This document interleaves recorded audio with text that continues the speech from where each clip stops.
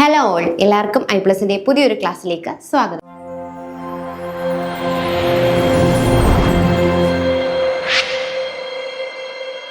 അപ്പോൾ നമ്മൾ ഇന്ന് പുതിയ മൊഡ്യൂളാണ് നോക്കാനായിട്ട് പോകുന്നത്, ജെനറ്റിക്സ്. നമുക്ക് ജെനറ്റിക്സിൽ ആദ്യം തന്നെ പഠിക്കാനുള്ളത് മെൻഡലിൻ്റെ എക്സ്പെരിമെൻറ്റും അദ്ദേഹത്തിൻ്റെ കുറച്ചധികം ലോസും ആണ്. ഇത് നമ്മളൊരു +2 ക്ലാസ്സുകളിൽ തൊട്ട് പഠിക്കുന്ന കാര്യമാണല്ലേ ഈ ജെനറ്റിക്സ്, അല്ലെങ്കിൽ ഈ മെൻഡൽസിൻ്റെ ലോയ്, അദ്ദേഹത്തിൻ്റെ ഡൈഹൈബ്രിഡ് ക്രോസ്, മോണോഹൈബ്രിഡ് ക്രോസ്, അങ്ങനെയുള്ള കാര്യങ്ങൾ നമ്മൾ അപ്പോൾ തൊട്ടേ പഠിക്കുന്നതാണ്. ഇവിടെയൊക്കെ വരുമ്പോൾ ആ സെയിം കാര്യങ്ങൾ തന്നെ ഉള്ളൂ. പിന്നെ നമ്മൾ എന്ത് ചെയ്യുന്നു, കുറച്ചുകൂടെ മലയാളത്തിൽ അതൊന്ന് ആ വേർഡ്സും കാര്യങ്ങളും ഒന്ന് പഠിക്കുന്നു എന്നുള്ള ഒരൊറ്റ വ്യത്യാസം മാത്രമേ ഉള്ളൂ. അപ്പോൾ നമുക്ക് സ്റ്റാർട്ട് ചെയ്താലോ? നമ്മൾ ആദ്യം സ്റ്റാർട്ട് ചെയ്യാൻ പോകുന്നത് മെൻഡലിൻ്റെ എക്സ്പെരിമെൻ്റ് വെച്ചിട്ടാണ് അല്ലേ. അപ്പോൾ നമുക്ക് നോക്കാം. ഗ്രിഗർ മെൻഡൽ എന്ന ശാസ്ത്രജ്ഞൻ പയറുചെടിയിൽ നടത്തിയ വർഗസങ്കരണ പരീക്ഷണങ്ങളുടെ അടിസ്ഥാനത്തിൽ രൂപീകരിച്ച പാരമ്പര്യ സ്വഭാവ നിയമങ്ങൾ ആണ് ജനിതക ശാസ്ത്ര പഠനങ്ങൾക്ക് അടിത്തറ പാകിയത്. അറിയാലേ, നമുക്കറിയാം ജെനറ്റിക്സ് എന്ന് കേൾക്കുമ്പോഴേ നമുക്ക് ആദ്യം ഓർമ്മ വരുന്ന ആളാണ് ആര്? നമ്മുടെ മെൻഡൽ അല്ലേ. അപ്പൊ ഈ മെൻഡൽ എന്ത് ചെയ്തിരുന്നു? പയറുചെടി എടുത്തിട്ട് അതിൽ കുറേയധികം പരീക്ഷണങ്ങൾ നടത്തി അല്ലേ. അദ്ദേഹം കുറേ സീരീസ് ഓഫ് എക്സ്പെരിമെന്റ്സുകൾ നടത്തി. എന്നിട്ട് അദ്ദേഹത്തിന് എന്ത് മനസ്സിലായി? കുറച്ച് കാര്യങ്ങൾ മനസ്സിലായി. അത് വെച്ചിട്ട് അദ്ദേഹം എന്ത് ചെയ്തു? കുറച്ചധികം പാരമ്പര്യ സ്വഭാവ നിയമങ്ങൾ കൊണ്ടുവന്നു, ലോ ഓഫ് ഇൻഹെറിറ്റൻസ് കൊണ്ടുവന്നു. അപ്പൊ ഇതാണ് നമ്മൾ ഇന്ന് കാണപ്പെടുന്ന ജെനറ്റിക്സിന്റെ ഒരു ബേസ് എന്ന് പറയുന്നത്. 1866 അദ്ദേഹം എന്ത് ചെയ്തത്? അദ്ദേഹത്തിന്റെ എക്സ്പെരിമെന്റിന്റെ ആ ഒരു റിസൾട്ട് പബ്ലിഷ് ചെയ്തത്. ഓക്കെ അല്ലേ. അപ്പം മെൻഡലാണ് നമ്മുടെ ജെനറ്റിക്സിന്റെ അടിത്തറ പാകിയതെന്ന് നമുക്ക് പറയാനായിട്ട് സാധിക്കും. ഈ വർഗസങ്കരണ പരീക്ഷണങ്ങൾക്കായി അദ്ദേഹം പയറുചെടിയിലെ ചില ഗുണങ്ങളെ പരീക്ഷണ വിധേയമാക്കിയിരുന്നു. മെൻഡൽ തന്റെ പരീക്ഷണങ്ങൾ നടത്തിയത് പ്രത്യക്ഷത്തിൽ വിപരീത സ്വഭാവമുള്ള പയർചെടികളിലായിരുന്നു. അപ്പൊ മെൻഡലിന് ഈ ഒരു ജെനറ്റിക്സിൽ കുറച്ച് സംഭാവനകൾ നൽകണമായിരുന്നു അല്ലെ. അപ്പൊ അദ്ദേഹം അതിനായി കണ്ടെത്തിയ ഒരു മീഡിയേറ്റർ ആയിരുന്നു ആരെന്ന് പറയുന്നത്? നമ്മുടെ പയറുചെടി എന്ന് പറയുന്നത്. എന്നിട്ട് ഈ പയറുചെടിയിലെ വിപരീത സ്വഭാവങ്ങൾ അല്ലെ, കോൺട്രാസ്റ്റ് ക്യാരക്ടേഴ്സ്, അതായത് ഉയരം കൂടിയ പയറുചെടി, ഉയരം കുറഞ്ഞ പയറുചെടി, ഉരുണ്ട വിത്തുള്ള പയറുചെടി അല്ലെ, റൗണ്ട് സീഡ്, വ്രിങ്കിൾഡ് സീഡ്, ചുരുങ്ങിയ സീഡുകളുള്ള, അങ്ങനെ ഓപ്പോസിറ്റ് ക്യാരക്ടേഴ്സ് ആയിരുന്നു അദ്ദേഹം എന്ത് ചെയ്തത്? അദ്ദേഹത്തിന്റെ പരീക്ഷണങ്ങൾക്കായിട്ട് സ്വീകരിച്ചിട്ടുള്ളത്. നോക്കിയേ, നമുക്ക് അദ്ദേഹം പയറുചെടിയാണ് സ്വീകരിച്ചത്. പയറുചെടിയിലെ വ്യത്യസ്ത തരത്തിലുള്ള ക്യാരക്ടേഴ്സ് അവൈലബിൾ ആണ് കേട്ടോ. അപ്പൊ അതിൽ അദ്ദേഹം തിരഞ്ഞെടുത്ത ക്യാരക്ടേഴ്സ്, അതിൽ ഒന്നാമത്തെയാണ് കാണ്ഡത്തിന്റെ നീളം. കാണ്ഡത്തിന്റെ നീളം എടുത്തപ്പോൾ 2 ഇത് കിട്ടി അല്ലെ. നീളം കൂടിയതുമുണ്ട് കുറഞ്ഞതുമുണ്ട്. പൂവിന്റെ നിറം നോക്കിയപ്പോഴോ അവിടെയും 2 കോൺട്രാസ്റ്റിംഗ് ക്യാരക്ടേഴ്സ് ഉണ്ട്. വയലറ്റ് പൂവുള്ളവയും ഉണ്ട്, വെള്ളപ്പൂവുള്ളവയും ഉണ്ട്. ഇനി പൂവിന്റെ സ്ഥാനമോ, ശാഖകൾ അല്ലെ, അതായത് ശാഖകളിലുള്ളതുണ്ട്, അഗ്രത്തിലുള്ളതുണ്ട്. ഫലത്തിന്റെ ആകൃതി വീർത്തത്, ചുരുങ്ങിയത്. ഫലത്തിന്റെ നിറം പച്ചയുണ്ട്, മഞ്ഞയുണ്ട്. വിത്തിന്റെ ആകൃതി ഉരുണ്ടത്, ചുരുങ്ങിയത്. വിത്തിന്റെ നിറം പച്ച, മഞ്ഞ. ഇങ്ങനെ ഏകദേശം 1 2 3 4 5 6 7 7 ക്യാരക്ടേഴ്സ് ആയിരുന്നു മെൻഡൽ എന്ത് ചെയ്തത്? സ്വീകരിച്ചിരുന്നത്. അപ്പൊ മെൻഡൽ ഇങ്ങനെ എൻട്രി ചെയ്തിട്ട് പുള്ളി എന്ത് ചെയ്തു? ജെനറ്റിക്സിൽ കുറച്ചധികം സംഭാവനകൾ കൊടുക്കണമെന്ന് വിചാരിച്ചു. അങ്ങനെ നോക്കിയപ്പോൾ പുള്ളി എന്ത് കണ്ടു? പയറുചെടിയെ കണ്ടു. അങ്ങനെ ആ പയറുചെടിയുടെ ഒരു 7 ക്യാരക്ടേഴ്സ് പുള്ളി ഇങ്ങനെ സ്വീകരിച്ചു അല്ലെ. എന്നിട്ട് അവ വെച്ചിട്ടായിരുന്നു പുള്ളി എന്ത് എസ്റ്റാബ്ലിഷ് ചെയ്തത്? ലോ ഓഫ് ഇൻഹെറിറ്റൻസ് എസ്റ്റാബ്ലിഷ് ചെയ്തത്. അപ്പൊ ഞാൻ ഒരു കാര്യം കൂടി പറയാം. അപ്പൊ ഇത്രയും ചെടികൾ ഉണ്ടായിരുന്നു അല്ലെ. അപ്പം അദ്ദേഹത്തിന് ചില ശുദ്ധവർഗ ചെടികളിൽ കൃത്രിമമായോ അല്ലാതെയോ പരാഗണം നടത്തി തുടർച്ചയായ സ്വപരാഗണത്തിന് വിധേയമായാലും സ്വഭാവ ഗുണങ്ങൾ നഷ്ടപ്പെടാത്ത ചെടികളാണ് ശുദ്ധവർഗ ചെടി, അല്ലെങ്കിൽ ട്രൂ ബ്രീഡ്. ഇതിൻ്റെയൊക്കെ ട്രൂ ബ്രീഡൊക്കെ നമ്മൾ കേട്ടിട്ടുണ്ട്, എന്നാൽ ശുദ്ധവർഗ ചെടിയിലൊന്നും നമ്മൾ കേൾക്കാൻ സാധ്യതയില്ല അല്ലേ. അതുകൊണ്ടാണ് പറഞ്ഞത് പഠിക്കുന്നത് സെയിം കാര്യം തന്നെയാണ്. മെൻഡൽ ചെയ്ത എക്സ്പെരിമെന്റ് നിങ്ങൾ എത്ര ക്ലാസ്സുകളിൽ എത്തിയാലും എക്സ്പെരിമെന്റ് മാറുന്നില്ല, സെയിം തിയറി തന്നെയാണ് പഠിക്കുന്നത്. പക്ഷെ ഇവിടെ പഠിക്കുമ്പം കുറച്ച് മലയാളം വേർഡ്സ് ഇപ്പം നമ്മൾ പറയാറുണ്ട് അല്ലേ, ചിലത് നമുക്ക് മലയാളത്തിൽ പഠിക്കേണ്ട ആവശ്യകതയില്ല. ഇപ്പോൾ ബയോ ഇൻഫോർമാറ്റിക്സ് എന്നുള്ള പോർഷനൊന്നും നമ്മൾ മലയാളത്തിൽ പഠിക്കേ വേണ്ട, കാരണം അതിന് മലയാളം ഇല്ല. അത് നമ്മൾ എങ്ങനെയാണ് പ്രോപ്പർ ഇംഗ്ലീഷ് തന്നെ മലയാളത്തിൽ അങ്ങോട്ട് ചോദിക്കുകയുള്ളൂ. അത് മലയാളത്തിൽ പഠിച്ച് നിങ്ങൾ സമയം കളയേണ്ട, മലയാളത്തിൽ പഠിക്കാൻ പറ്റില്ല സംഭവം എന്ന് പറയുന്നത്. അതേപോലെയാണ് ഇവിടെ. പക്ഷെ എന്താണ്, നമ്മൾ കുറച്ച് കാര്യങ്ങൾ മലയാളത്തിൽ നമുക്ക് പഠിക്കുവാനായിട്ടുണ്ട്. അപ്പം നമുക്ക് നോക്കാം. അതില് ശുദ്ധവർഗ ചെടി അല്ലെങ്കിൽ ട്രൂ ബ്രീഡ് എന്താണെന്ന് നമുക്കൊന്ന് നോക്കാം അല്ലെ. അതായത് കണ്ടിന്യൂസ്ലി സെൽഫ് ഫെർട്ടിലൈസേഷൻ അല്ലെങ്കിൽ സ്വപരാഗണം കണ്ടിന്യൂസ്ലി നടത്തിയാലും അതിന്റെ സ്വഭാവ ഗുണങ്ങൾ ഒന്നും നഷ്ടപ്പെട്ടു പോകാത്ത ചെടികളാണ് ഇത് ശുദ്ധവർഗ ചെടികൾ എന്ന് പറയുന്നത്. അപ്പം അതാണ് ശുദ്ധവർഗ ചെടി എന്ന് പറയുന്നത്. അപ്പൊ എന്താണ് ക്ലിയർ ആയല്ലോ?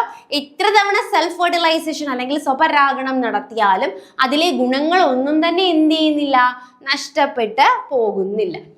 ഇനി നമുക്കറിയാം മെന്റൽ വന്നു പയറുചെടി കണ്ടു എന്ന് ഞാൻ പറഞ്ഞു. പക്ഷേ പയറുചെടി അല്ലാതെ ഇഷ്ടം പോലെ സസ്യങ്ങൾ നമ്മുടെ ചുറ്റിനും ഉണ്ടായിരുന്നു.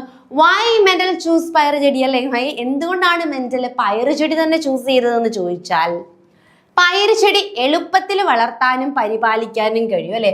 ഒരു എക്സ്പെരിമെന്റ് ആയതുകൊണ്ട് തന്നെ പെട്ടെന്ന് നമുക്ക് റിസൾട്ട് കിട്ടണം. അപ്പൊ ഇവ എന്ത് ചെയ്യാം, പെട്ടെന്ന് വളർത്താനും പരിപാലിക്കാനും കഴിയും. സ്വാഭാവികമായും ഇവ എന്താണ്, സെൽഫ് ഫെർട്ടിലൈസേഷൻ അല്ലെങ്കിൽ സെൽഫ് പോളിനേഷൻ നടത്തുന്നവയാണ്.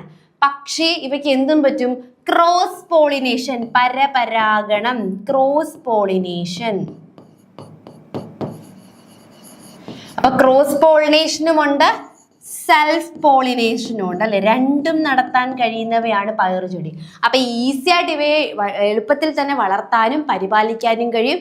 പിന്നെ എന്താണ്, സ്വയപരാഗണവും പരപരാഗണവും സെൽഫ് പോളിനേഷനും ക്രോസ് പോളിനേഷനും നടത്താൻ കഴിവുള്ളവയുമാണ് ഏതെന്ന് പറയുന്നത്, മെന്റൽ സ്വീകരിച്ച ഈ പയറുചെടി എന്ന് പറയുന്നത്.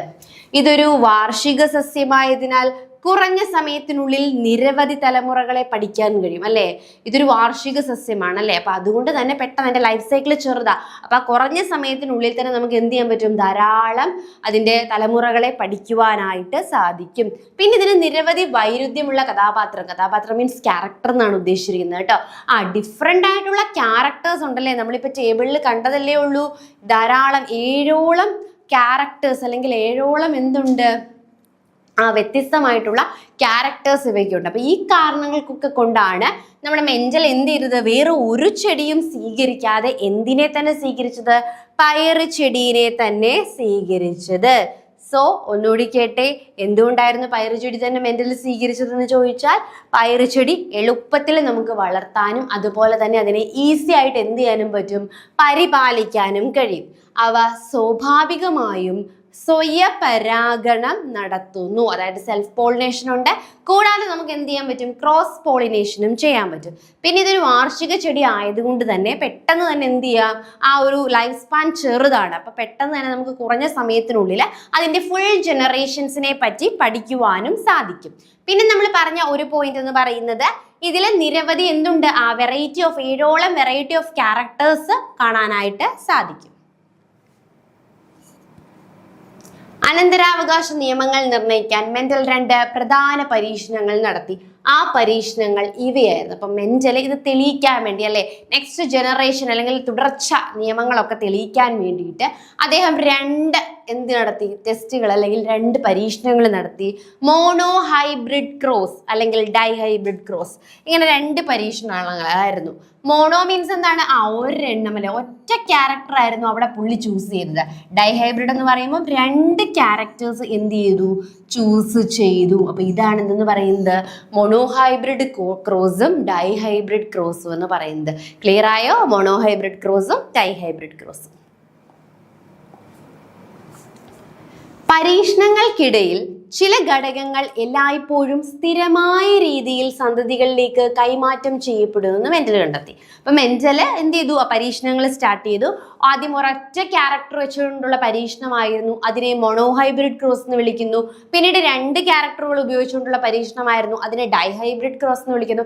അങ്ങനെ ഈ പരീക്ഷണങ്ങളുടെ ഇടയിൽ മെന്റൽ എന്ത് കണ്ടെത്തി എന്ന് ചോദിച്ചു കഴിഞ്ഞാൽ, അദ്ദേഹത്തിന് ഒരു കാര്യം മനസ്സിലായി. എന്ത് ചെയ്യുന്നു, എന്തോ സംതിങ് അല്ലെങ്കിൽ ചില ഘടകങ്ങൾ പേരന്റിൽ നിന്നും അല്ലെ, മാതാപിതാക്കളിൽ നിന്നും സന്തതികളിലേക്ക് അല്ലെ, ഓഫ്സ്പ്രിങ്സിലേക്ക് പാസ് ചെയ്യുന്നുണ്ട് എന്ന് കണ്ടെത്തി. ആ ഘടകങ്ങളെ ഇപ്പൊ നമുക്കറിയാം, ഇപ്പൊ അവയുടെ പേരെന്താണ്, ആക്ച്വലി ജീനുകൾ, പാരമ്പര്യവാഹികൾ എന്നറിയപ്പെടുന്ന ജീനുകളാണ് ഇപ്പോൾ നമുക്കറിയാം. അന്ന് പക്ഷെ അതിന്റെ പേരറിഞ്ഞുകൂടായിരുന്നു. സോ അതിനെ മെന്റൽ എന്ത് വിളിച്ചു? ഫാക്ടേഴ്സ് അല്ലെങ്കിൽ ഘടകങ്ങൾ എന്ന് വിളിച്ചു. അപ്പൊ എന്തെന്നാണ് വിളിച്ചത്? ഫാക്ടേഴ്സ് അല്ലെങ്കിൽ ഘടകങ്ങൾ. അതാണ് പാരമ്പര്യത്തിന്റെ യൂണിറ്റുകൾ എന്ന് ആര് തിരിച്ചറിഞ്ഞു? നമ്മുടെ മെന്റൽ തിരിച്ചറിഞ്ഞു. ക്ലിയർ ആയോ? സോ നമുക്ക് ഏക സ്വഭാവ സങ്കരണ പരീക്ഷണം എന്താന്ന് നോക്കാം അല്ലെ. ഏക സ്വഭാവ സങ്കരണ പരീക്ഷണം അല്ലെങ്കിൽ മോണോഹൈബ്രിഡ് അല്ലെ. ഏക സ്വഭാവം എന്ന് പറയുമ്പോൾ ഒരൊറ്റ ക്യാരക്ടർ സ്വീകരിച്ചിട്ടുള്ള ഹൈബ്രിഡ് സങ്കര പരീക്ഷണം. മോണോഹൈബ്രിഡ് ക്രോസ് എന്താണെന്ന് നമുക്കൊന്ന് നോക്കാം. പാരമ്പര്യത്തിൽ ജീനുകളുടെ പ്രാധാന്യത്തെ പറ്റി മനസ്സിലാക്കാൻ മെന്റൽ ഉയരം കൂടിയതും കുറഞ്ഞതുമായ ചില പയറ് ചെടികളുടെ വർഗസങ്കരണം നടത്തി. അപ്പം ഒരൊറ്റ ക്യാരക്ടറാണ് അല്ലേ. അപ്പം മോണോഹൈബ്രിഡ് എന്ന് പറയുമ്പോൾ ഒരൊറ്റ ക്യാരക്ടറാണ്. അപ്പം മെന്റൽ അവിടെ സ്വീകരിച്ച ക്യാരക്ടർ ഏതായിരുന്നു? ഉയരം എന്നുള്ള ക്യാരക്ടറാണ് അല്ലെ. ഹൈറ്റ് അല്ലെങ്കിൽ ഉയരം എന്ന് പറയുന്ന ക്യാരക്ടറാണ് നമ്മുടെ മെന്റൽ എന്ത് ചെയ്തത്? സ്വീകരിച്ചത്. അപ്പൊ ഈ ഉയരം എന്നുള്ള ക്യാരക്ടർ വെച്ചിട്ട് മെന്റൽ എന്ത് ചെയ്തു? പരീക്ഷണം ആരംഭിച്ചു. അപ്പൊ ഉയരത്തിൽ എന്തൊക്കെ ഉണ്ട്? 2 കാറ്റഗറീസ് ഉണ്ട് അല്ലെ. ഉയരം കൂടിയ പയറുചെടിയുമുണ്ട്, ഉയരം കുറഞ്ഞ പയറുചെടിയുമുണ്ട്. അപ്പൊ ഈ ഉയരം കൂടിയ പയറുചെടിയും ഉയരം കുറഞ്ഞ പയറുചെടിയും തമ്മിൽ എന്ത് നടത്തി? അദ്ദേഹം പരപരാഗണം നടത്തി. ഉയരം അതായത് ക്രോസ് പോളിനേഷൻ നടത്തിയല്ലേ. ഒരു ഉയരം കൂടിയ പയറുചെടി എടുത്തു, ഒരു ഉയരം കുറഞ്ഞ പയറുചെടി എടുത്തു. എന്നിട്ട് ഇവ തമ്മിൽ പരപരാഗണമാണ് എന്ത് നടത്തിയത്? നമ്മുടെ മെന്റല് നടത്തിയത്. എന്ത് നടത്തി? പരപരാഗണം നടത്തി അല്ലെ. അപ്പോ ഈ പരപരാഗണം നടക്കണം. അപ്പം ഓക്കെ, അദ്ദേഹം എന്ത് നടത്തി? പയറുചെടികളെ തമ്മിൽ വർഗസങ്കരണം നടത്തി. അപ്പൊ അവിടെ വേറെ പരപരാഗണം നടക്കുന്നതിനെ എന്ത് ചെയ്തു? തടയാൻ വേണ്ടിയിട്ട് അദ്ദേഹം ഇമാസ്കുലേഷൻ, അതായത് മാതൃസസ്യത്തിൽ നിന്നും ആ ഒരു കേസരങ്ങൾ അല്ലെ, കേസരങ്ങൾ അല്ലെങ്കിൽ നമ്മുടെ എന്താണ് പറയേണ്ടത്, സ്റ്റേമൻസ്, ആ ഒരു പാർട്ട് റിമൂവ് ചെയ്തിരുന്നു. വേറെ പരപരാഗണങ്ങളൊന്നും നടക്കാതിരിക്കാൻ വേണ്ടിയിട്ട് ഈ കേസരങ്ങൾ റിമൂവ് ചെയ്തിരുന്നു. ഇപ്പൊ നോക്കിയേ, ഉയരം കൂടിയതും മാതൃസസ്യങ്ങൾ ഒന്ന് ഉയരം കൂടിയതും ഒന്ന് ഉയരം കുറഞ്ഞതുമായിരുന്നു. അപ്പം 1ാം തലമുറ എന്ത് കിട്ടി? എല്ലാം ഉയരം കൂടിയത് കിട്ടി. പക്ഷെ നമ്മൾ അങ്ങനെയാണ് വിചാരിക്കുന്നത്, അല്ലല്ലേ. അതായത് ഒരു ഉയരം കൂടിയ പയറുചെടിയാണ് കേട്ടോ.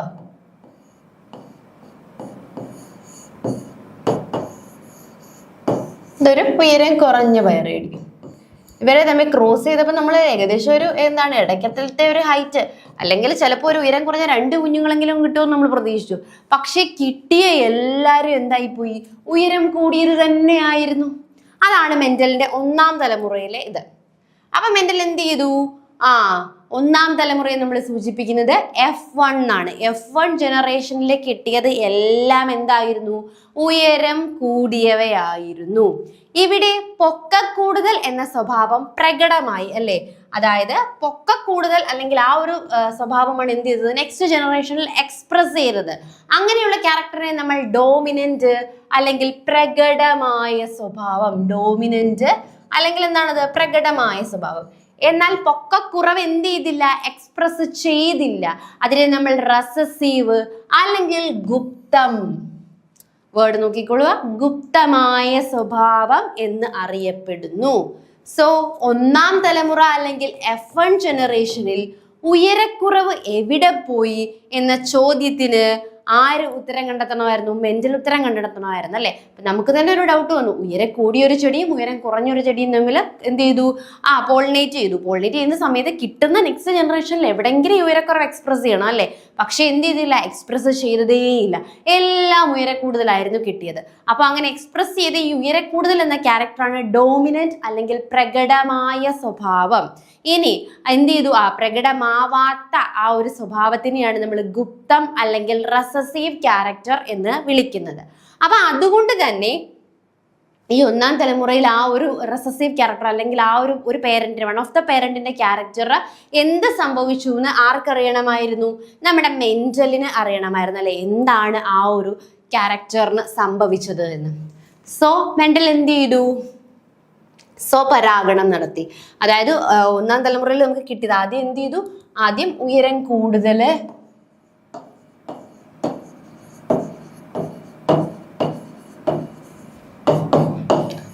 ഞാൻ ഇപ്പൊ നിങ്ങൾക്ക് മനസ്സിലാവാൻ വേണ്ടി വളരെ സിമ്പിൾ വേർഡിൽ പറയണം. ഇനി നമുക്ക് ഇത് എന്ത് ചെയ്യണം, ജീനോടൈപ്പും ഫിനോടൈപ്പും ഒക്കെ എക്സ്പ്രസ് ചെയ്യണം. ഇപ്പൊ നിങ്ങൾ ജസ്റ്റ് ക്യാരക്ടർ വെച്ചിട്ട് ഉയരം കൂടുതൽ ഉയരം കുറവ് 2 പാരന്റ്സിനെ എടുത്തു. അപ്പൊ കിട്ടിയതെല്ലാം എന്തായിരുന്നു, ഉയരം കൂടിയതായിരുന്നു അല്ലെ. 1ാം തലമുറ എന്ന് പറയുന്ന എല്ലാം ഉയരം കൂടിയത്. ഇനി ഈ ഉയരം കൂടിയതിനെ സ്വപരാഗണം നടത്തി, അതായത് സെൽഫ് പോളിനേഷൻ. ഉയരം കൂടിയതിനെ ഉയരം കൂടിയതുമായിട്ട് തന്നെ ക്രോസ് ചെയ്തു, സെൽഫ് പോളിനേഷൻ നടത്തി. അപ്പൊ കിട്ടിയ 2ാം തലമുറയില് ആദ്യത്തെ 3 ഉയരം കൂടിയതുമായിരുന്നു, ഒരെണ്ണം എന്ത് ചെയ്യുകയും ചെയ്തു, ഉയരം കുറഞ്ഞതും കിട്ടി. അപ്പൊ ആ F1 ജനറേഷനിലെ ആ ഒരു പേരന്റിന്റെ ക്യാരക്ടർ എവിടെ വന്ന് എക്സ്പ്രസ്ഡ് ആയിട്ടുണ്ട്, 2ാമത്തെ ജനറേഷനിൽ വന്നിട്ട് എക്സ്പ്രസ് ആയിട്ടുണ്ടെന്ന് ആർക്ക് മനസ്സിലായി, നമ്മുടെ മെന്റലിന് മനസ്സിലായി. സോ ഇപ്രകാരം ലഭിച്ച 2ാം തലമുറയെ നമുക്ക് എന്ത് പേരിട്ട് വിളിക്കാം, F2 ജനറേഷൻ എന്ന് വിളിക്കാം. ഇപ്രകാരം തന്നെ അദ്ദേഹം സസ്യങ്ങളിലെ മറ്റു വിപരീത ഗുണങ്ങൾ അല്ലെ, ഇപ്പൊ ഈ ഒരൊറ്റ ഗുണം മാത്രമല്ല, പുള്ളി എന്ത് ചെയ്തു, വേറെ ഗുണങ്ങൾ, അതായത് സീഡിന്റെ കളറ് അല്ലെങ്കിൽ വിത്തിന്റെ കളറ്, അങ്ങനെ ഫ്രൂട്ടിന്റെ കളറ്, ഫ്ലവറിന്റെ കളറ്, അങ്ങനെ വെറൈറ്റി ഓഫ് ക്യാരക്ടേഴ്സ് വെച്ചിട്ട് ചെയ്തു നോക്കി. അപ്പോഴെല്ലാം ലഭിച്ച ഫലങ്ങൾ എന്ന് പറയുന്നത് എന്തായിരുന്നു, 3:1. നോക്കിയേ, ഉയരം കൂടിയത് 1, 2, 3 അല്ലേ, 3 ഉയരം കൂടിയതും കിട്ടി, 1 ഉയരം കുറഞ്ഞതും കിട്ടി. സോ 3:1 എന്ന അനുപാതമായിരുന്നു അപ്പൊ ഫുൾ എന്ത് ചെയ്തുകൊണ്ടിരുന്നത്, കിട്ടിക്കൊണ്ടിരുന്നത്.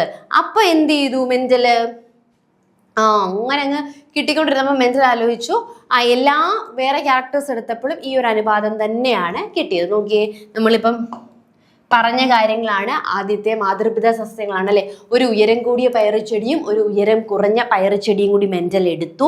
ഇവയെ നമ്മൾ എന്ത് ചെയ്തു, ക്രോസ് ചെയ്തു. അപ്പൊ F1 തലമുറയിൽ നമുക്ക് കിട്ടിയത് ഉയരം കൂടിയതാണ്. ഈ ഒരു ക്യാരക്ടർ എന്ത് ചെയ്തില്ല, എക്സ്പ്രസ് ചെയ്തില്ല. അപ്പം നമ്മുടെ മെന്റൽ ചിന്തിച്ചു, എവിടെ പോയി, നമ്മളിവിടെ ഈ ഒരു ക്യാരക്ടർ എടുത്തിട്ടുണ്ട്, അപ്പൊ ഈ ഒരു ക്യാരക്ടർ എവിടെ പോയി എന്ന് അറിയാൻ വേണ്ടി വീണ്ടും ഈ F1 ജനറേഷൻ 1ാം തലമുറയുണ്ടല്ലേ, 1ാം തലമുറയെ എന്ത് ചെയ്തു, സ്വപരാഗണം അല്ലെങ്കിൽ സെൽഫ് പോളിനേഷൻ ചെയ്തു. അപ്പൊ എന്ത് ചെയ്തു, 3 ഉയരം കൂടിയതും 1 ഉയരം കുറഞ്ഞതും, അതായത് ഈ ഒരു F1ന്റെ മാതൃപിതത്തിന്റെ ഒരു ക്യാരക്ടർ എവിടെ കിട്ടി, നമ്മുടെ F2 ജനറേഷനിൽ വരുന്നതായിട്ട് ആര് കണ്ടെത്തി, മെന്റൽ കണ്ടെത്തി. ഈ പരീക്ഷണത്തിന്റെ അടിസ്ഥാനത്തിൽ അദ്ദേഹം ജനിതകപരമായ സവിശേഷതകളെ അഥവാ സ്വഭാവങ്ങളെ നിയന്ത്രിക്കുന്നത് ഘടകങ്ങളാണെന്ന് എന്ന നിഗമനത്തിൽ എത്തിച്ചേർന്നു. അപ്പൊ അദ്ദേഹത്തിന് മനസ്സിലായി, എന്തോ ഒരു കാര്യം അല്ലേ, ഇവിടുത്തെ ഈ ഒരു ഉയരം കുറഞ്ഞ ക്യാരക്ടറിനെ നെക്സ്റ്റ് ജനറേഷനിലേക്ക് എന്തോ എത്തിച്ചു. അങ്ങനെ ഒരു ജനറേഷനിൽ നിന്ന് മറ്റൊരു ജനറേഷനിലേക്ക് എന്തോ സംതിങ് പാസ് ചെയ്യപ്പെടുന്നുണ്ട്. അതിനെ അദ്ദേഹം എന്ത് വിളിച്ചു, ഘടകങ്ങൾ എന്ന് വിളിച്ചു. അപ്പൊ നമ്മൾ ഇനി മനസ്സിലാക്കേണ്ടതാണ്, ഇനിയാണ് നമ്മൾ അതിന്റെ എക്സ്പെരിമെന്റിലേക്ക് കടക്കാനായിട്ട് പോകുന്നത്. അതായത് ജീനും അലീലും എന്താണ്. അപ്പം ഘടകങ്ങൾ നമുക്കറിയാം എന്താണ് ഇപ്പോൾ എന്ന്, ജീൻസ് ആണ് ഘടകങ്ങൾ എന്ന് നമുക്ക് മനസ്സിലായി. സോ അലീൽ എന്താന്ന് നോക്കാം. ന്യൂക്ലിയസ് അറിയാലോ, നമ്മുടെ സെല്ലുണ്ട്, സെല്ലിനുള്ളിൽ ആരിപ്പുണ്ട്, ന്യൂക്ലിയസ് ഉണ്ട്. ഈ ന്യൂക്ലിയസിനുള്ളിൽ ആരെ കാണാം, നമുക്ക് ക്രോമോസോംസിനെ കാണാം, ത്രെഡ് ലൈക്ക് നൂല് പോലെയുള്ള ത്രെഡ് ലൈക്ക് സ്ട്രക്ചേഴ്സ് ആണ് എന്തെന്ന് പറയുന്നത്, നമ്മുടെ ക്രോമോസോം എന്ന് പറയുന്നത്. ഈ ക്രോമോസോമിലാണ് ആരിയ്ക്കുന്നത്, നമ്മുടെ ജീനുകൾ ഇരിക്കുന്നത്. ഈ ജീനാണ് എന്തിനെ നിർണയിക്കുന്നത്, നമ്മുടെ സ്വഭാവത്തെ നിർണയിക്കുന്നത്. ക്ലിയർ ആയോ? ന്യൂക്ലിയസിനുള്ളിലെ ക്രോമോസോംസ്, ഈ ക്രോമോസോംസിനുള്ളിൽ ആരിയ്പ്പുണ്ട്, നമ്മുടെ ജീനുകൾ ഇരിപ്പുണ്ട് അല്ലെ. ഈ ജീനുകളാണ് നമ്മുടെ ഓരോരുത്തരുടെയും ക്യാരക്ടേഴ്സ് ഡിറ്റർമൈൻ ചെയ്യുന്നത്. അതായത് മെന്റൽ തന്റെ അനുമാനങ്ങളിൽ പരാമർശിച്ച ഫാക്ടർ അല്ലെങ്കിൽ ഘടകങ്ങൾ തന്നെയാണ് എന്ത്, ജീന്. ഇനി ജീനിന് വ്യത്യസ്ത തരങ്ങളുണ്ട്, ഇവയെ അലീലുകൾ എന്ന് വിളിക്കുന്നു. ജീനിന് എന്തുണ്ട്, വ്യത്യസ്ത തലങ്ങളുണ്ട്, അവയാണ് നമ്മൾ അലീൽ എന്ന് വിളിക്കുന്നത്. ഉദാഹരണമായി ഉയരത്തെ സൂചിപ്പിക്കുന്ന ജീനിന്റെ ഉയരം എന്ന് പറയുന്ന ഒരു ക്യാരക്ടർ. സോ ആ ഉയരത്തെ റെപ്രസെന്റ് ചെയ്യുന്ന ജീനിന് 2 അലീലുകളുണ്ട്, ഒന്ന് ക്യാപിറ്റൽ ടിയും ഒന്ന് സ്മോൾ ടിയും. ക്യാപിറ്റൽ ടി എന്ന് പറയുന്നത് ഉയര കൂടുതലും, സ്മോൾ ടി എന്ന് പറയുന്നത് എന്തുമാണ്, ഉയരക്കുറവിനെയുമാണ് ഇവിടെ റെപ്രസെന്റ് ചെയ്യുന്നത്. ഉയരക്കൂടുതലിനെയും ഉയരക്കുറവിനെയും. 1ാം തലമുറയെ അഥവാ F1 ഘട്ടത്തിൽ പ്രകടമായ ഗുണത്തെ നിർണ്ണയിക്കുന്ന അലീലിനെ വലിയ അക്ഷരത്തിലും ഇംഗ്ലീഷ് വലിയ അക്ഷരത്തിലും, ഗുപ്തമായ ഗുണത്തിനെയാണ് ചെറിയ അക്ഷരത്തിൽ സൂചിപ്പിക്കുന്നത്. അപ്പോൾ ശ്രദ്ധിച്ച്, എപ്പോഴും നമ്മൾ ചെയ്യുന്നത് ഒന്നാം ജനറേഷനിൽ എക്സ്പ്രസ് ചെയ്യുന്ന ഗുണമാണ് എന്ത്? പ്രകട ഗുണം. ഈ പ്രകട ഗുണമായിരിക്കും എപ്പോഴും ക്യാപിറ്റൽ ലെറ്ററിൽ വരുന്നത്. ഇനി പ്രകടമാവാത്ത ഗുപ്ത റെസസീവ് ഗുണമായിരിക്കും നമ്മൾ എന്തിൽ എഴുതുന്നത്? സ്മോൾ ലെറ്ററിൽ എഴുതുന്നത്. ഇപ്പൊ ഒരു ഐഡിയ കിട്ടിയോ? മെന്റലിന്റെ എക്സ്പെരിമെന്റും കാര്യങ്ങളൊക്കെ മനസ്സിലായല്ലോ. അതായത് മെന്റൽ എന്ത് ചെയ്തു? ഇങ്ങനെ ഫസ്റ്റ് എക്സ്പെരിമെന്റ് കണ്ടെത്തിയപ്പോൾ മെന്റലിന് മനസ്സിലായി തലമുറകളിൽ നിന്ന് തലമുറകളിലേക്ക് എന്തോ ഒന്ന് കൈമാറ്റം ചെയ്യപ്പെടുന്നു, അതിനെ ഫാക്ടർ എന്ന് മെന്റൽ വിളിച്ചു. ബട്ട് നൗ നമുക്കറിയാം അതാണ് എന്ത്? ജീൻസ് എന്ന് പറയുന്നത്. അതായത് സെല്ലിലെ ന്യൂക്ലിയസ്, ന്യൂക്ലിയസിനുള്ളിലെ ക്രോമോസോംസ്, ക്രോമോസോംസിന് ഉള്ളിലുള്ള ചെറിയ സെഗ്മെന്റുകളാണ് ഈ ജീനുകൾ. ഈ ജീനുകളാണ് നമ്മുടെ ക്യാരക്ടർ നിർണ്ണയിക്കുന്നത്. അപ്പോൾ ഓരോ ജീനിനും എന്തുണ്ട്? വ്യത്യസ്ത തരങ്ങളുണ്ട്. അതായത് ഇപ്പോൾ ഉയരമെന്നുള്ളൊരു ക്യാരക്ടർ ഉണ്ട്. ഉയരമെന്നുള്ളൊരു ക്യാരക്ടർ നിർണ്ണയിക്കുന്ന ജീനിന് രണ്ട് തരങ്ങളുണ്ട്. കാരണം ഉയര കൂടുതലുമുണ്ട്, ഉയരക്കുറവുമുണ്ട്. അപ്പൊ അത് ഈ ഒരു നെക്സ്റ്റ് F1 ജനറേഷനിൽ ഏതാണോ എക്സ്പ്രസ് ചെയ്യുന്നത് അതിനെ നമ്മൾ എന്തെന്ന് വിളിക്കും? ഡോമിനന്റ് ക്യാരക്ടർ അല്ലെങ്കിൽ പ്രകട ഗുണം എന്ന് വിളിക്കും. അത് എപ്പോഴും നമ്മൾ എങ്ങനെയായിരിക്കും എഴുതുന്നത്? ക്യാപിറ്റൽ ലെറ്ററിലായിരിക്കും അത് നമ്മൾ എഴുതുന്നത്. എന്നാൽ സ്മോൾ ലെറ്ററിൽ എഴുതുന്നത് ഗുപ്ത ഗുണം അല്ലെങ്കിൽ എക്സ്പ്രസ് ചെയ്യാത്ത റെസസീവ് ക്യാരക്ടർ ആയിരിക്കും. ഇത്രയും കാര്യങ്ങൾ ക്ലിയർ ആയോ? അപ്പൊ നമുക്ക് ഇനി മെന്റൽ ചെയ്ത എക്സ്പെരിമെന്റിന് എന്ത് ചെയ്യാൻ പറ്റും? ഇങ്ങനെ ജീനിന്റെ എക്സ്പ്രഷൻ ആയിട്ട് ചെയ്യാനായിട്ട് പറ്റും അല്ലെ. അതായത് മേലെ തന്നിട്ടുള്ള വിശദീകരണത്തിൽ നിന്നും മെന്റൽ ഉയരം എന്ന ജീനിനെ അടിസ്ഥാനമാക്കിയ പരീക്ഷണത്തിൽ ഒന്നാം തലമുറയിൽ ഉയരക്കൂടുതൽ എന്ന ഗുണം ഉയരക്കുറവ് എന്ന ഗുണത്തിന് മേൽ പ്രകടമാണ് അല്ലെ. അപ്പം ഒന്നാം തലമുറയിൽ എന്താണ് നമുക്ക് മനസ്സിലായത്? ഉയരക്കൂടുതലും ഉയരക്കുറവുമുള്ള രണ്ട് പയർ ചെടികൾ തമ്മിൽ ക്രോസ് ചെയ്തപ്പോൾ എല്ലാം ഉയരക്കൂടുതലാവുന്നത്. സോ ഉയരക്കുറവിനെ എന്ത് ചെയ്തു? ഡൊമിനന്റ് ചെയ്തു അല്ലെ. അല്ലെങ്കിൽ ഉയരക്കൂടുതൽ എന്ന ഗുണം ഉയരക്കുറവ് എന്ന ഗുണത്തിന്റെ മേൽ പ്രകടമാണ്. സോ ഇവിടുത്തെ ഡോമിനന്റ് ക്യാരക്ടർ ഏതാണ്? ഉയരക്കൂടുതൽ. അതുകൊണ്ട് തന്നെ എപ്പോഴും ഡോമിനന്റ് ആയിട്ടുള്ള പ്രകട ഗുണത്തിനെ നമ്മൾ എങ്ങനെ റെപ്രസെന്റ് ചെയ്യും? ക്യാപിറ്റൽ ടി ഉപയോഗിച്ച് റെപ്രസെന്റ് ചെയ്യുന്നു. അതിനാൽ തന്നെ ഒന്നാം തലമുറയിൽ നമുക്ക് ടി എന്നാണ് റെപ്രസെന്റ് ചെയ്യുവാനായിട്ട് പറ്റുന്നത്. ക്യാപിറ്റൽ ടി എന്നത് ഉയരക്കൂടുതൽ പ്രകടമാകുന്ന ശുദ്ധവർഗങ്ങളും സ്മോൾ ടി എന്നത് ഉയരക്കുറവിനെ റെപ്രസെന്റ് ചെയ്യുന്ന ശുദ്ധവർഗങ്ങളുമാണ്. അതിനാൽ തന്നെ ശുദ്ധവർഗങ്ങളുടെ ജീനുകൾ സമജോഡികൾ അല്ലെങ്കിൽ ഹോമോസൈഗസ് കണ്ടീഷനിലായിരിക്കും. അപ്പം നമുക്ക് മനസ്സിലായി. എന്ത് മനസ്സിലായി? ജീനെന്നിന് രണ്ട് അലീൽസ് ഉണ്ട്. ഉയരക്കൂടുതൽ എന്ന ജീനിനെ റെപ്രസെന്റ് ചെയ്യുന്ന ക്യാപിറ്റൽ ടിയും സ്മോൾ ടി ആണ്. അതിൽ ഈ ക്യാപിറ്റൽ ടി എന്താണെന്ന് ചോദിച്ചു കഴിഞ്ഞാൽ F1 ജനറേഷനിൽ ഏത് ഗുണമാണോ പ്രകടമാകുന്നത് അതിനെ നമ്മൾ ക്യാപിറ്റലിലും F1 ജനറേഷനിൽ പ്രകടമാകാത്ത ഗുണത്തെ സ്മോൾ ലെറ്ററിലും ആയിരിക്കും എഴുതുന്നത്. അപ്പം രണ്ട് അലീൽസ് ഉണ്ടല്ലേ. അപ്പൊ ക്യാപിറ്റൽ ടി എന്ന് പറയുന്നത് ഉയരക്കൂടുതലാണ്. സ്മോൾ ടി എന്ന് പറയുന്നത് എന്താണ്? ഉയരക്കുറവാണ്. സോ ഇത് രണ്ടും സെയിം ടൈപ്പ് ഓഫ് ലെറ്റേഴ്സ് കൊണ്ടല്ലേ നിർമ്മിച്ചിരിക്കുന്നത്. അപ്പൊ നമുക്ക് എന്ത് പറയാം? ഇവ ശുദ്ധവർഗങ്ങളാകുന്നു അല്ലെങ്കിൽ സമജോഡികൾ അല്ലെങ്കിൽ ഹോമോസൈഗസ് ആണ്. ഇനി ഇതിൽ രണ്ട് തരം ക്യാപിറ്റൽ ടിയും ഉണ്ട്, സ്മോൾ ടിയും ഉണ്ട്. ഇവ രണ്ട് തരത്തിലുള്ള അല്ലീലുകളാണ് അല്ലെ. അപ്പൊ ഇവയെ നമുക്ക് വിപരീത ജോഡി അല്ലെങ്കിൽ ഹെറ്ററോസൈഗസ് എന്ന ടേം കൊണ്ട് എന്ത് ചെയ്യാൻ പറ്റും? റെപ്രസെന്റ് ചെയ്യാൻ പറ്റും അല്ലെ. ഇതാണ് ഹെറ്ററോസൈഗസ് കണ്ടീഷന്, ഇത് ഹോമോസൈഗസ് കണ്ടീഷൻ. ഇനി ഇതില് ക്യാപിറ്റൽ ടിയും സ്മോൾ ടിയും ജനിതക രൂപമാണ് അല്ലെ. ക്യാപിറ്റൽ ടി സ്മോൾ ടി എന്ന് പറയുന്നത് എന്താണ്? ജിനോടൈപ്പ് ആണ് അല്ലെങ്കിൽ ജനിതക രൂപമാണ്. അതിന്റെ പ്രകട രൂപം എന്ന് പറയുന്നത് എന്താണ്? ക്യാപിറ്റൽ ടി ആണെങ്കിലും സ്മോൾ ടി ആണെങ്കിലും ഉയരം എന്നുള്ളതാണ് അതിന്റെ എന്ത്? പ്രകടം അല്ലെങ്കിൽ ഫിനോടൈപ്പ് എന്ന് പറയുന്നത്. ജിനോടൈപ്പ് ആണ് ക്യാപിറ്റൽ ടി സ്മോൾ ടി എന്നൊക്കെ പറയുന്നത്. അപ്പൊ അതിനെ നമുക്ക് ഒന്ന് റെപ്രസെന്റേഷൻ നോക്കാം.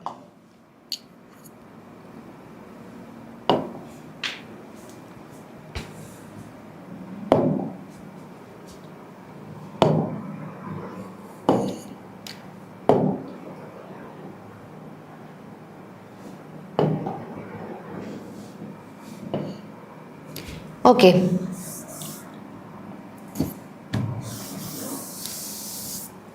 അപ്പൊ നമ്മുടെ മെന്റലിന്റെ എക്സ്പെരിമെന്റ് ആണ് അല്ലേ.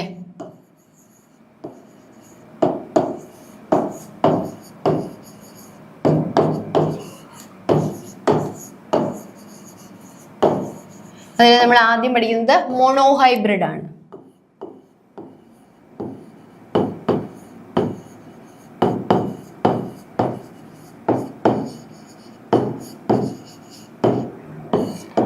മോണോഹൈബ്രിഡ് എന്തായിരുന്നു? ഒരൊറ്റ ക്യാരക്ടറാണ് ആദ്യം ഇവിടെ സ്വീകരിച്ചത്. ഉയരം എന്നുള്ളൊരു ക്യാരക്ടർ ആയിരുന്നു അല്ലെ, ഉയരം എന്നുള്ളൊരു ക്യാരക്ടർ. അപ്പൊ മെൻഡൽ എന്ത് ചെയ്തു? 2 പീ പ്ലാന്റുകൾ എടുത്തു അല്ലെ. ഒന്ന് ഉയരം കൂടിയ ഒരു പീ പ്ലാന്റും, നിങ്ങളൊരു പീ പ്ലാന്റ് ആയിട്ട് അങ്ങ് സങ്കല്പിക്കണം.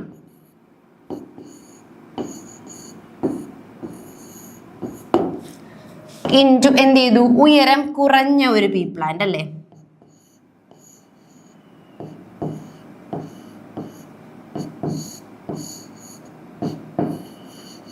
ക്രോസ് ചെയ്ത്. അപ്പൊ നമ്മുടെ പ്രതീക്ഷ പ്രകാരം എവിടെങ്കിലും എന്ത് ചെയ്യണമായിരുന്നു? ഉയരക്കുറവ് വരണമായിരുന്നു. പക്ഷേ കിട്ടിയ F1 ജനറേഷനിൽ അല്ലെ, കിട്ടിയ F1 ജനറേഷനിൽ എന്തായിരുന്നു? എല്ലാം ഉയരെ കൂടിയ പ്ലാന്റുകളായിരുന്നു അല്ലെ. എല്ലാം എന്ത് ചെയ്തു? ആ ഉയരെ കൂടുതലുള്ള പ്ലാന്റുകൾ തന്നെയായിരുന്നു. കിട്ടിയ ജനറേഷനിലെ എല്ലാം ഉയരെ കൂടുതലുള്ള പ്ലാന്റുകളായിരുന്നു. അപ്പൊ ഈ ഉയരം എന്നുള്ള ഒരു ക്യാരക്ടർ ആണല്ലേ. അപ്പൊ ഈ ഉയരം എന്നിട്ട് എന്ത് ചെയ്തു? ആ പുള്ളി പിന്നെ എന്ത് ചെയ്തു? ഇതിനെ സെൽഫ് ചെയ്തു, അല്ലെങ്കിൽ എന്ത് ചെയ്തു? സെൽഫ് പോളിനേഷൻ ചെയ്തല്ലേ. 2 ഉയരക്കൂടുതലിനെ തമ്മിൽ സെൽഫ് പോളിനേഷൻ ചെയ്തപ്പോ പുള്ളിക്ക് എന്ത് ചെയ്തു? 3 ഉയരക്കൂടുതലുള്ള വലിയ 3 പയറ് ചെടിയും ഒരു സ്മോൾ പയറ് ചെടിയും കിട്ടി. അങ്ങനെ 3:1 എന്ന റേഷ്യോയിലാണ് എന്ത് ചെയ്തത്? മെൻഡലിന് കിട്ടിയത് അല്ലെ. 3 വലിയ പയർ ചെടികളും കിട്ടി, ഒരു ചെറിയ പയർ ചെടിയും കിട്ടി. അതായത് ഈ ഒരു F1 ജനറേഷനിൽ നമ്മൾ എന്ത് ചെയ്തു? അവിടെ എടുത്തിരുന്ന പേരന്റിനെ സംബന്ധിച്ച് പേരന്റിൽ ഒരാൾക്ക് ഹൈറ്റും വൺ ഓഫ് ദ പേരന്റിന് ഹൈറ്റ് കുറവുമായിരുന്നു. അപ്പൊ F1 ജനറേഷനിൽ ഈ ഹൈറ്റ് കുറവ് എവിടെയും കണ്ടില്ല. പക്ഷെ അത് F2 ജനറേഷനിൽ എന്ത് ചെയ്തു? ആ ഹൈറ്റ് കുറവെന്നുള്ള ക്യാരക്ടർ അവിടെ വന്നു. അപ്പൊ മെൻഡലിന് എന്ത് മനസ്സിലായി? എന്തോ ഒരു സംഭവം ജനറേഷൻ ബൈ ജനറേഷനിൽ എന്ത് ചെയ്യുന്നു? ട്രാൻസ്ഫർ ചെയ്യപ്പെടുന്നു എന്ന് മനസ്സിലായി. അതിനെയാണ് എന്തെന്ന് വിളിച്ചത്? ഫാക്ടേഴ്സ് എന്ന് വിളിച്ചത് അല്ലെ. ഫാക്ടേഴ്സ് എന്ന് വിളിച്ചു. ഇതിന്റെ നമുക്കിപ്പോൾ അറിയാം ഇതെന്താണെന്ന്, ജീൻസ് ആണ് എന്ന് ഇപ്പോൾ അറിയാം. അന്ന് മെൻഡലിന് അത് എന്താണെന്ന് അറിയത്തില്ലായിരുന്നു. അദ്ദേഹം അതിന് കൊടുത്ത പേരാണ് ഫാക്ടേഴ്സ് എന്നുള്ളത്. ഇനി ഈ ഫാക്ടേഴ്സ് എന്ന് പറയുന്നത് എന്താണ്? നമ്മുടെ ക്യാരക്ടറിനെ റെപ്രസെന്റ് ചെയ്യുന്ന ആളാണ് ഈ ജീൻ അല്ലെങ്കിൽ ഫാക്ടേഴ്സ് അല്ലേ. അപ്പം ഓരോ ജീനിനും എന്തുണ്ട്? ഇപ്പം ഒരു ജീനാണ്, ഈ ഒരു ജീൻ എന്ന് പറയുന്നത് ഉയരത്തെ റെപ്രസെന്റ് ചെയ്യുന്നു. ഒരാളുടെ അല്ലെങ്കിൽ ഒരു ചെടിയുടെ ഉയരത്തെയാണ് ഒരു ജീൻ റെപ്രസെന്റ് ചെയ്യുന്നത്. അപ്പൊ ഈ ഉയരം എന്ന് പറയുന്ന ഒരു ക്യാരക്ടറിനെ 2 എന്ത് ചെയ്യാം? അലീല് കൊണ്ട് എക്സ്പ്രസ് ചെയ്യാം. അതായത് ക്യാപിറ്റൽ ടിയും സ്മോൾ ടിയും. ക്യാപിറ്റൽ ടി എന്ന് പറഞ്ഞു കഴിഞ്ഞാൽ ഉയരമുള്ളത്, ടോളായിട്ടുള്ളത്. സ്മോൾ ടി എന്ന് പറയുന്നത് ഡ്വാർഫായിട്ടുള്ളത്, ഉയരം കുറഞ്ഞത്. അപ്പം ഇങ്ങനെയാണ് എന്ത് ചെയ്യുന്നത്? ഇതിനെ റെപ്രസെന്റ് ചെയ്യുന്നത്. അപ്പോൾ ഓരോ ജീനിനും എന്തുണ്ട്? 2 ആൾട്ടർനേറ്റ്സ് ഉണ്ട്. അതിനെയാണ് നമ്മൾ എന്തെന്ന് വിളിക്കുന്നത്? അലീലുകൾ എന്ന് വിളിക്കുന്നത്. അപ്പൊ ഇവിടെ ക്യാപിറ്റൽ ടി എന്ന് പറയുന്നത് F1 ജനറേഷനിൽ എക്സ്പ്രസ് ചെയ്ത ക്യാരക്ടറാണ് അല്ലെ. അപ്പൊ F1 ജനറേഷനിൽ എക്സ്പ്രസ് ചെയ്യുന്ന ആ സ്വഭാവത്തിനെയാണ് നമ്മൾ ക്യാപിറ്റൽ ലെറ്റർ കൊണ്ട് സൂചിപ്പിക്കുന്നത്. ഇനി F1 എക്സ്പ്രസ് ചെയ്യാത്ത ആ ഒരു സ്വഭാവത്തെ നമ്മൾ എന്ത് ചെയ്യുന്നു? സ്മോൾ ലെറ്റർ കൊണ്ടാണ്, അല്ലെങ്കിൽ റെസസീവ് അല്ലെങ്കിൽ ഗുപ്ത സ്വഭാവത്തെ നമ്മൾ സ്മോൾ ലെറ്റർ കൊണ്ടാണ് എന്ത് ചെയ്യുന്നത്? എക്സ്പ്രസ് ചെയ്യുന്നത്. ഇനി ഇതിന്റെ ക്രോസും കാര്യങ്ങളുമാണ് നോക്കാനുള്ളത്. അതിനു മുമ്പ് നമുക്ക് പറഞ്ഞ കാര്യങ്ങളൊന്ന് സമപ്പ് ചെയ്യാം. ഇപ്പൊ നമ്മൾ പറഞ്ഞുകൊണ്ടിരുന്നത് മെൻഡലിന്റെ പരീക്ഷണങ്ങളെ കുറിച്ചായിരുന്നു അല്ലേ. ഇപ്പൊ മെൻഡലിന്റെ പരീക്ഷണങ്ങളിൽ നമ്മൾ ആദ്യം എന്ത് പറഞ്ഞു? മെൻഡൽ എന്തുകൊണ്ടാണ് പയറ് ചെടി സ്വീകരിച്ചത് എന്ന് പറഞ്ഞല്ലേ. ഇത്രയേറെ പ്ലാന്റ്സ് ഉണ്ടായിട്ടും പയറ് ചെടി സ്വീകരിക്കാനായിട്ട് മെൻഡലിന്റെ കയ്യിൽ കുറച്ചധികം കാരണങ്ങൾ ഉണ്ടായിരുന്നു. അതായത് ഇതിനെ വളർത്താനും പരിപാലിക്കാനും എളുപ്പമായിരുന്നു. അതുകൂടാതെ ഇവയിൽ എന്ത് നടത്താൻ പറ്റും? സെൽഫ് പോളിനേഷനും ക്രോസ് പോളിനേഷനും, സ്വപരാഗണവും പരപരാഗണവും, ഇത് രണ്ടും ഈ പ്ലാന്റ്സിൽ എന്ത് ചെയ്യാൻ പറ്റും? ചെയ്യാനായിട്ട് പറ്റും. പിന്നെ ഇതൊരു വാർഷിക സസ്യമാണ്, ലൈഫ് സൈക്കിൾ ചെറുതാണ്. അതുകൊണ്ട് തന്നെ നമുക്ക് കുറഞ്ഞ സമയത്തിനുള്ളിൽ തന്നെ കൂടുതൽ ജനറേഷനെ പറ്റി പഠിക്കുവാനായിട്ട് സാധിക്കും. പിന്നെ ഇതിനകത്ത് എന്തുണ്ട്? 7ഓളം ഡിഫറെൻ്റ് ആയിട്ടുള്ള ക്യാരക്ടേഴ്സും നമുക്ക് കാണാനായിട്ട് സാധിക്കും. അപ്പൊ അതിന്റെ അടിസ്ഥാനത്തിൽ മെൻഡൽ എന്ത് ചെയ്തു? 2 പരീക്ഷണങ്ങളാണ് ചെയ്തത്. ഒരു ക്യാരക്ടർ വെച്ചിട്ടുള്ള ഏക സ്വഭാവ സങ്കരണ പരീക്ഷണം അല്ലെങ്കിൽ മോണോഹൈബ്രിഡ് ക്രോസും, പിന്നെ 2 ക്യാരക്ടർ ഉപയോഗിച്ചുകൊണ്ടുള്ള ഡൈഹൈബ്രിഡ് ക്രോസും ആയിരുന്നു. അപ്പം ഈ ഒരു ഏക സ്വഭാവ സങ്കര പരീക്ഷണത്തിൽ മെൻഡൽ സ്വീകരിച്ചത് ഏത് ക്യാരക്ടർ ആയിരുന്നു? ഉയരം എന്നുള്ളൊരു ക്യാരക്ടർ ആയിരുന്നു. അപ്പൊ പുള്ളി എന്ത് ചെയ്തു? ഉയരം കൂടിയതും ഉയരം കുറഞ്ഞതുമായ ചെടികളെ തമ്മിൽ ക്രോസ് ചെയ്തു. അപ്പോൾ F1 ജനറേഷനിൽ കിട്ടിയ എല്ലാവർക്കും എന്തായിരുന്നു? ഉയരക്കൂടുതലായിരുന്നു. അപ്പോൾ പിന്നെ പുള്ളി എന്ത് ചെയ്തു? ആ ഒരു ക്യാരക്ടർ അല്ലെ ഉയരക്കുറവ് എന്നുള്ള ക്യാരക്ടർ എവിടെ പോയി എന്ന് അറിയാൻ വേണ്ടിയിട്ട് വീണ്ടും F1നെ എന്ത് ചെയ്തു? സെൽഫ് ക്രോസ് ചെയ്തു. അപ്പൊക്കെ എന്ത് ചെയ്തു? 3 ഉയരക്കൂടുതലും ഒരു ഉയരക്കുറവും കിട്ടി. അപ്പൊ അതിൽ നിന്ന് എന്ത് മനസ്സിലാക്കി? എന്തോ ഒരു സംഭവമുണ്ട്, ആ ഒരു സംഭവത്തിന് നമുക്ക് ജീൻ അല്ലെങ്കിൽ ഫാക്ടേഴ്സ് ഇത് വിളിക്കാമെന്ന് മനസ്സിലാക്കി. പിന്നെ നമുക്ക് ആ ക്രോസും കാര്യങ്ങളുമാണ് ചെയ്യാനുള്ളത്. അത് നമുക്ക് നെക്സ്റ്റ് ക്ലാസ്സിൽ ചെയ്യാം. ഇന്ന് പറഞ്ഞ കാര്യങ്ങൾ എല്ലാവർക്കും മനസ്സിലായെന്ന് വിശ്വസിക്കുന്നു. Thank you.